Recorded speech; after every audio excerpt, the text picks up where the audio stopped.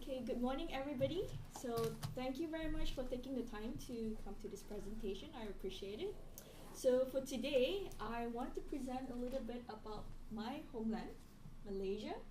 So, selamat datang to Malaysia. That means welcome to Malaysia. Okay?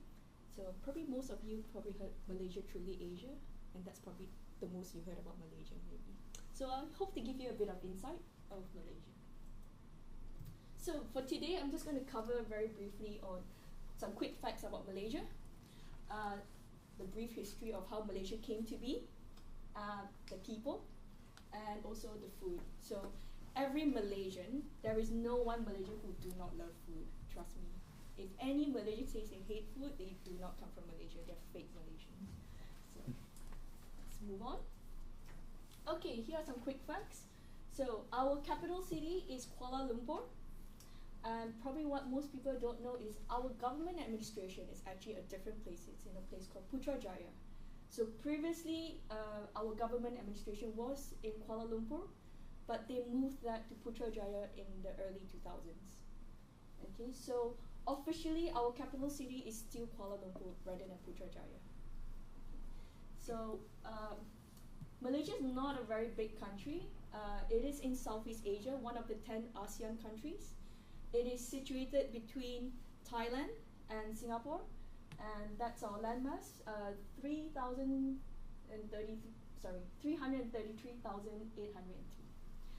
square kilometers. We've got a population of 31.2 million. So one of our former prime minister, he had this vision 2020, where we would grow from an agricultural country to an industrialized country with a population of 70 million. That was his aim. So we're only 4 years away from 2020, and we're not even halfway there. But I cannot imagine how we can house 70 million people in my country with that land mass size. Now, our currency is called Ringgit Malaysia. So the official denotation is MYR, but in Malaysia, you will only see it as RM, signifying Ringgit Malaysia. The official language in my country is Bahasa Melayu, or in English we'll say the Malay language. But English is widely spoken as well, particularly in the city.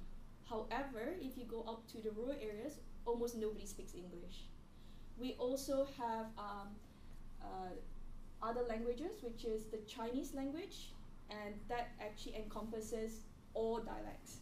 Mandarin, we have a very big Cantonese community, Hokkien community, Hakka, and a lot of others. We also have indigenous people, which I don't know the number off the top of my head, but at least I think 30 over different indigenous languages. Okay. Our official religion is Islam. However, officially we are not a Muslim country. We are supposedly a secular country, but the official religion is Islam, which I will talk a little bit more later. So we were colonized by a few different countries, which I will also talk more in my next slide, but we achieved our independence about 60 years ago. Okay. So here's some brief history of Malaysia. So it goes all the way back to early 7th century, 13th century. That's when the Melayu Kingdom was established, or the Malaya Kingdom. And then in 1400, a prince, a Sumatran prince from Indonesia, Parameswara, he actually went from his homeland, which is Palembang, to Malacca and established Malacca as the port for trading. So during that time, the Arab traders brought Islam to Malaya, and that's how Islam started in Malaysia. In 1511, the Portuguese arrived in Malacca and colonized us. 1641, the Dutch, and then we were colonized by the British. Somewhere during World War II, we were occupied by the Japanese, and after they surrendered, the British returned. And then since then, there was some negotiations for independence, and we got independence in 1957. So the people, we are a multicultural society. We have 3 main races, which is the Malay race, that's the one, so that's about 60%, including indigenous people. The next biggest ethnic group is Chinese, so I'm a Chinese, Malaysian. And the third largest group is the Indians. The others includes Eurasians, indigenous, not indigenous, like non-Malaysians and all. So our religion, the main religion is Muslim, and that's why our official religion is Islam. Others are Buddhists, Hindus, Christian, kind of corresponds with our ethnic groups. So most of the Chinese are Buddhists, most of the Indians are Hindus, and a few others fall under Christians. So food, as I said, is a very important thing for Malaysians. So we have a lot of variety, and most of them come from fusion from all the different ethnicity, also some religion and culture. So we have many different cooking styles, which if you want to know more, I'll be happy to talk to you after the presentation. But our national dish is called nasi lemak, and that's how it looks like. It's coconut rice with roasted peanuts, and the most important ingredient here is the chili paste, which we call sambal. Okay? Most people in Malaysia, especially my generation, we do not know how to cook because it's so cheap to eat outside that we tend to just eat outside. It's very inexpensive, and we have a huge variety. So, are there good Malaysian restaurants in DC? Hey. no. After. I'll answer your question, please. And that's it for my presentation. So, terima kasih, which is thank you in Malay. Do you have any questions? I was going to ask about Unfortunately, the one and only one that I knew has shut down 2 years ago. So it was called Kopi Tiam, which in Malaysia it means coffee house. And a coffee house in Malaysia is not a Starbucks. It's basically a center where we have different food stalls congregated in one area. And it's called a coffee shop because usually that center it's owned by the drinks vendor. And the drinks vendor is the coffee man. That's why it's called the coffee shop. So coffee. Yes? Thank you for presentation. Given the variety of the religions in your country, is there any potential conflicts over different religious groups? That's a very good question. Thank you. So, in the past there was, but since then, at one point we had a racial riot because of that reason.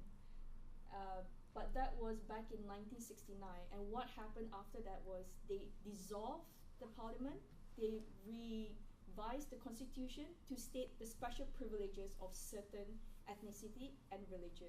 And so since then, there was no dispute about it, even though informally there are of course a lot of people who are dissatisfied, but it hasn't been an issue since then. Okay. Thank you.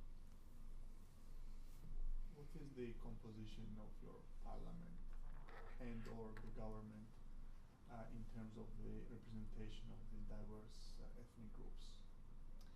That's a very good question. Unfortunately, I do not know the exact number, but our government is a parliamentary monarchy system, which that means that we actually have a king and the federal government. And the federal government is represented by the three main races, which is the Malay, the Chinese, and the Indians, but I don't actually know the composition of it. Is it in the constitution or in the law that all the races have to be represented in the federal government? No, or it is it's just a consensus-based approach? It is the consensus, so we have political party which is by ethnicity, rather than by liberal government or Republican. It's actually by the Chinese political party, the Indian political party, and the Malay political party, which combines together to be a coalition. And that's only been one coalition that has been in power in Malaysian government. Okay, so they form a coalition. Different. Yes. What is the approval rate of the constitution? I'm sorry, can I take another question? I'm sorry, I didn't see your hand. I'm sorry. I'm sorry. Men always stepping on women. No, it's not true. Apologies. I'll come back to you, Raj. Thank you for your lovely presentation. I'm wondering, does Malaysia use nuclear power or is it coal power? That's a very good question. Thank you. We actually use neither. We are hydroelectric. Okay. Yes, because Malaysia has a lot of rain. We have heavy rainfall throughout the year. So our electricity is powered by hydroelectric. Thank you. Yes.